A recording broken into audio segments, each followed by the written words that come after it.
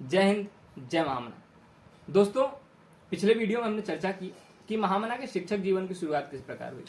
इस वीडियो में हम बात करेंगे कि महामना के पत्रकार जीवन की शुरुआत किस प्रकार हुई। तो बात 1886 की है। कांग्रेस का दूसरा अधिवेशन कलकत्ता में हो रहा था। कांग्रेस के सभी दिग्गज नेता वहां उपस्थित थे और सभी ने अपना अपना भाषण दिया। उसके बाद महामना ने भी वहां अपना भाषण दिया और उनके भाषण ने वहां उपस्थित सभी को अचंभित कर दिया।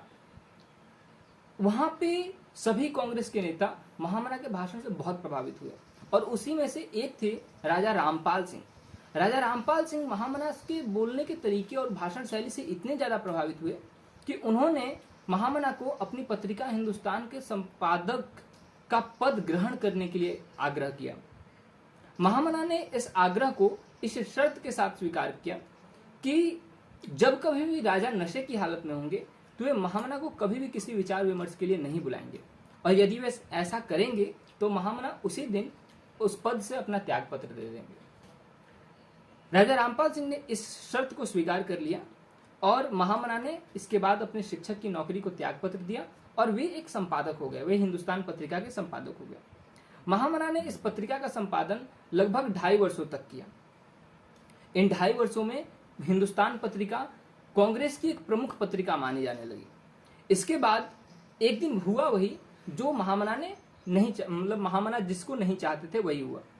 बात यूं हुई कि राजा रामपाल सिंह नशे की हालत में थे और उन्होंने कुछ खास मुद्दों पर बात करने के लिए महामना को बुलाया। महामना गए।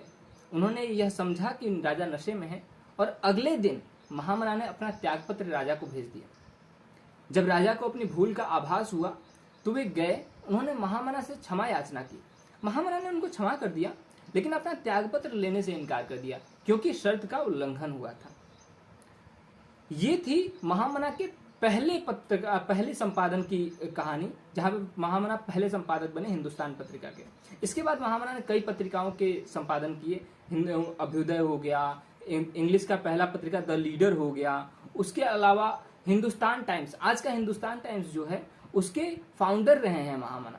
तो महामना के पत्रकारिता जीवन में कई सारे पत्रों का महामना ने संपादन किया और सारी चीजें हुई। इसी और भी कथाएं अगली वीडियोज में लेके आऊंगा मैं। फिलहाल के लिए इतना ही। धन्यवाद। जय हिंद।